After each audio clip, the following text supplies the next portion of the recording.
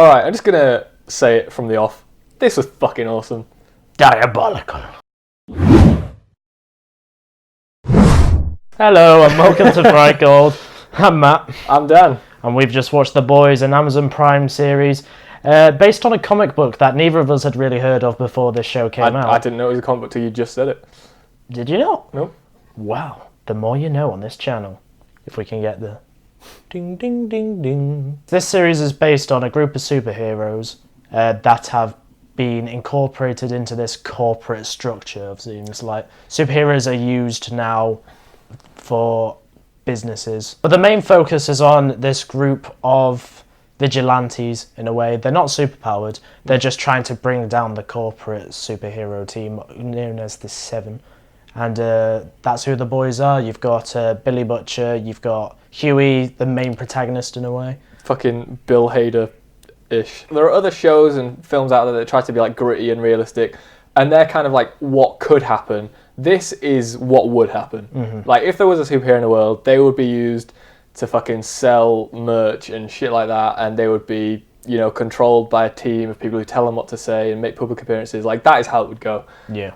And it explores the upsides and mostly the downsides of that. Yeah. And in that, it reflects the real world, because you've got people of power who are abusing their position, but people are scared or not in a position to like question that or call them out on that. And, you know, it really does echo a lot of the stuff that's been going on in Hollywood lately. Yeah, I thought that was some interesting kind of social commentary. I also thought it was interesting the way that the group of superheroes are the bad guys in this. And I don't think that's a spoiler at all. I think that's like revealed from part of the premise, isn't it? Yeah, it would show what would happen if superpowers were given to people who don't necessarily have that great moral standing. Yeah, which, if you think about it, chances are that would happen. Like, now that I've seen this, I can't help but look at like the Avengers or something and think, really, none of them have ever done something bad with these powers? Like, after you see this, you go, yeah, but you know, people would do that with them. Like, it's human nature. It's finding that line between good and evil. Like, people will overstep that boundary to use powers for their own gain in some ways. Like, people say all the time, like, I'd be invisible and then I'd go like rob money. It's just stuff like that. It's just like who we are. If we can get away with something, we're going to do it. And this show shows that to its full extent. It does, but at the same time, there is one hero who is genuinely good and in it for the right reasons, and I think you need that. If there was no heroes in it with any good, you'd be like, it's just hopeless. Because, you know, in the real world, you have all these people in positions of power, politicians and whatnot, and most of them are corrupt in some way or another, but there also are the ones out there trying to do good, and it's important to show that as well, I think. Yeah. This show hooked me from, like, not even 5 minutes in. Like, you know, we're not going to give spoilers away in here, but there's a moment, I think maybe like 2 or 3 minutes in, and as soon as it happened, we both just looked at each other in fucking shock. And we were like, it's got to be that kind of show. This is where this is going, is it? Okay. And literally from then on, I was hooked. The dialogue in particular is what I took away most. Yeah. Some of the dialogue is just so good. Most of it coming from Billy Butcher. Seriously, Billy Butcher is one of the coolest characters I've seen in like a long time. Although at times you couldn't tell if he was meant to be British or Australian. Yeah, his like Kiwi accent did come through a few times, I noticed. But, you know, for the most part, wasn't too distracting. He was just cool as a motherfucker. There are quite a lot of cool characters, even the ones you're meant to be rooting against. Like, I couldn't help but feel myself like drawn to them, like whenever they were on screen. Homelander. Oh, really? See, for me personally, the Homelander stuff was like my least favourite stuff in it. Really? Well, I still liked it, but admittedly not every bit of it, and without spoilers, I think you know the bits which we didn't enjoy seeing that much. Yeah. They don't hold any punches, which is great, because in a way it's the complete contrast to what we're used to from a superhero franchise. The main one being Marvel. Obviously DC's a bit darker, but it still like has those lines it's not willing to cross. Yeah. This show from the get-go, like I said, 3 minutes in, just went, nope, we're going to be gritty, we're going to be real. If we had superheroes in real life, these are the kind of effects that would happen as a result of it. And it's quite shocking. Homelander, who is basically the dark version of Superman, I think it was Jeremy Jahns that said, when you have a superhero that can scare you, frighten you, like to the sense that, oh my god, like this guy is a beast almost, like you just can't stand up against him, like you are powerless. That's really intimidating if you've got these supposed guardians who just decide, you know what, no, I'm going to look after myself. Yeah, it's scary stuff. But yeah, Anthony Starr, I think, pulled it off brilliantly. Like, one moment he's playing it up for the camera, you know, he's this goody two-shoes, babyface kind of guy. And then the next, he just gets really dark, really sinister, and really threatening. And when he makes that switch, you just think, oh shit. Yeah, he almost has to play two characters in a way, doesn't he? Yeah, I think all of them do, because all of them... It's like a public persona. Yeah, they have to put up a front, like how the public perceive them as. But then, obviously, once the cameras are off, they're able to show their true colours, and none of them are very nice people. Thing is, as well, like, you know, it's one thing having a great villain in terms of, like, oh, they've got this power, or, you know, they're fleshed out in this way, but to play a villain that you genuinely just hate, maybe it is because it hits home with the whole people in power abusing it, I don't know, but there was just, I hated that guy, man, and that's, you know, that must be kind of hard to get across, so yeah, props to Anthony Starr for that. It was also really funny.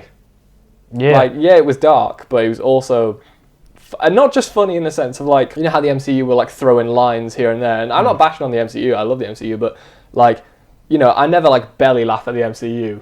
It's just like, oh, chuckle here and there. This had some fucking hilarious stuff in it. Yeah, and it was always, like, based on interactions between two characters as well. Or a character and a dolphin. Yeah, or a character and a, oh, man, and a dolphin. That fucking scene. Anyone who's seen it, the scene with the dolphin, you'll know what we're talking about. It's not only a humorous show, but it's a pretty damn gory one as well. There was some bits where I had to look away.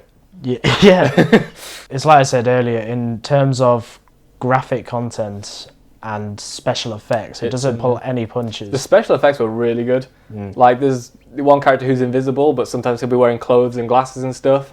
And so you see, like, the glasses bobbing about, but you can see everyone else in the room, like, through it and stuff. And like you say, with the gory bits, let's just leave it at that. Just, yeah, really good effects. Like, I don't know what the budget was for this, but I'd imagine pretty high. Yeah, and apparently they've announced that season 2 will have a much higher budget as well. Have they? Yeah. Nice. Can't wait to see what that entails in. You know what kind of show you're in for when you, like, click on the thing and it says strong language, violence, nudity, sex, drugs, swearing, gore, everything that could pretty much come up came up. The series is 18 plus for a reason. Yeah. It had a really great soundtrack as well. Yeah, I really enjoyed the soundtrack. There was music from all sorts of life in a way. You know, I mean, it wasn't a specific type of music, and I think the musical pieces that were chosen suited the scene very well. Like, it was able to... It did, yeah. There was one in particular as well. It's not really spoiler to say, but there's one scene where one character is giving an analogy about the Spice Girls, and then the next scene that's on, there's some people, like, driving in a van blasting out Spice Girls, and it was such a tongue-in-cheek moment, but it also worked. Like, even if they hadn't had the Spice Girls speech, it would have fit the scene, but because they were talking about it, it just made it like an extra bit of, like, you know, self-awareness, which was good. The storytelling as well is really good in this. Essentially, when it comes down to it, stories are about change, and the guy Huey, the main character, by the end of episode 2, I remember thinking, okay, he has completely changed from the start of the pilot already. But, you know, in ways that you believe and you get why. Yeah, it's an understandable change as well. Like, you can't help but find yourself rooting for him, even though sometimes he makes questionable decisions. Yeah. You understand why, and you can relate to that. And that brings me on to one of my favourite things about the show, which is the way that it subverts your expectations. I mean, we've all seen loads of TV shows and loads of superhero movies, and there's certain things that just happen at certain points. And just when you think you know exactly where the story's going, it will just take a left turn and be like, nope, not doing that, going this way. And it's always done for, like, maximum impact. It's never in a way that you're like, oh, you backed out of that. It's always they always do something more interesting with it, you know. And I know that's something Seth Rogen likes to do because he was a producer on this. I don't know if he wrote it or what. I did look on IMDb. It just said I think he said he was a producer in unknown episodes or something like that, or a creator in unknown episodes. Right. But, like, I've heard Seth Rogen talk about how he loves to put the audience in a position where they think they know what's going to happen and then just completely subvert that. And you can see that influence here. Whether it was Seth Rogen's decision or someone else, I'm not sure, but it's definitely in here. Something else that I think this show is really good at doing is withholding information from you and giving it to you at the time of, like, maximum impact. Like, there's a lot of times where characters will be talking about something that's happened in the past and you don't quite know what's gone on, and then they reveal it to you later on at, like, the perfect point where it just has the most, you know, because they could do it all chronologically, or they could do, like, a flashback at the beginning of the episode and then go from there. But it wouldn't have the same impact as, because when you want to know what's happened and you're intrigued, like, what are they talking about? It just keeps you hooked, and then when you find out, you're like, oh shit. But they always do it in a shocking manner as well, and it adds another layer to this already really deep and complex narrative. Yeah, it does, yeah. That just keeps you hooked. Like, I'm not really the kind of guy that can binge watch an entire show within a couple of days nowadays, but, you know, at 8 episodes long, I think is the perfect length, and we just couldn't stop watching it. In terms of flaws, I only really have, well, I guess I have 2 flaws with this. Right. One of them was the way that the action scenes were cut. There wasn't that much action in it, which is fine, because it's not, you know, centered on the action, and that's fine. But when the action scenes came up, they were cut really heavily. Like, it would be like, cut, can't really tell what's happening. And for a show that excelled in pretty much every other department, I just thought they could have had better action scenes. Yeah, it was just a lack of choreography, I think. It was quite like Michael Bay-esque in the sense of like close up, but you can't really tell like where this, you know, what the sort of spatial. Yeah, it was kind of like, what am I looking at now? Oh, he's dead. It was like too fast to actually see what was happening at times. So yeah, that I hope that the action is like filmed better and more in camera, in kind of extended shots. That might just be the result of like restrictions on like the production part, but I think they might be able to improve upon that in season 2. Yeah, I hope so. I was a bit disappointed with the ending. I don't mind it that much, knowing now that there will be a follow-up to it.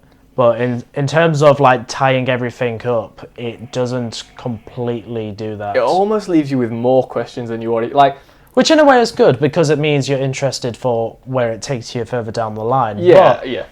The important thing that the last episode of a season should do is tie up a lot of the narrative plot lines that have been going throughout the season. And it doesn't really do that. It just shows that there's more to it, which is all right, but yeah, it kind of makes you feel a bit disheartened, like that you haven't been able to get these things resolved. For me, yeah, that's what it was. Like you invest all this time in these characters, and some characters, their storylines wrap up and conclude, and they get the closure that they're after or whatever. But there's one character in particular, and it's probably the character I was most invested in, and the character just didn't get the catharsis that I thought they deserved. And it did set up for a season 2, so it's, but like you say, if that had been the end of season 1, I think people would have been pissed. But because of season 2, it just means there's something new to explore, which is good. But I still felt like I was unsatisfied, like emotionally, with that character's ending. So I would have liked a little bit more for that, but you know. I'd say it wasn't a bad ending though. Like, no, it wasn't bad. No, definitely not bad. I was still invested in it all the way until the credits rolled, and I will definitely be keeping my eyes and ears open for any news relating to season 2, which I think is like the ideal thing for a show to do to its audience. If season 2 is as good as season 1, this is just straight up going to be one of my favourite TV shows on TV at the moment. What they also do well, which is hard, is juggle a lot of characters. Like there's probably about somewhere between like 10 and 15 main characters, I'd say. Yeah, you have different groups that you need to focus on. Yeah. There's the boys, like the good guys, and Starlight, and then there's the rest of the 7. So it's like you have to focus on. But then within the 7, not only is there the superheroes, but there's like the team behind them and the people who manage them. Yeah, the corporation. And then a few of the main characters have family members who are in it and stuff. And there's we won't get into it because it's a spoiler, but there's other characters that enter at certain points throughout the show who are quite heavily involved. So it really does a good job of like just balancing all that. Some people had more time to shine than others, but I feel like when every character had their moment, like it paid off really well. Like you became invested in almost all of them. Like even the ones you're not supposed to like, you found them like enjoyable to watch. I was so tempted to give this a 10 out of 10, but I think just because of a few little nitpicks I have with it, the action being the main bit, like how it was cut, and I think some of the plot lines were a little too off the deep end at times. And so for that, I'll probably give it a 9 out of 10, which is probably the highest I've ever rated anything on this channel. Yeah, me too. So good on you, The Boys. You done did good. Yeah, 9 out of 10 for me as well. So that's our review on The Boys. We definitely recommend that you go watch it. Thanks for watching this video. If you enjoyed this video, it would mean the world to us if you drop a like on it. If you've watched The Boys, let us know what you think about it down in the comments below. It'll be really interesting to hear other people's perspectives on it. And we'll see you in the next video.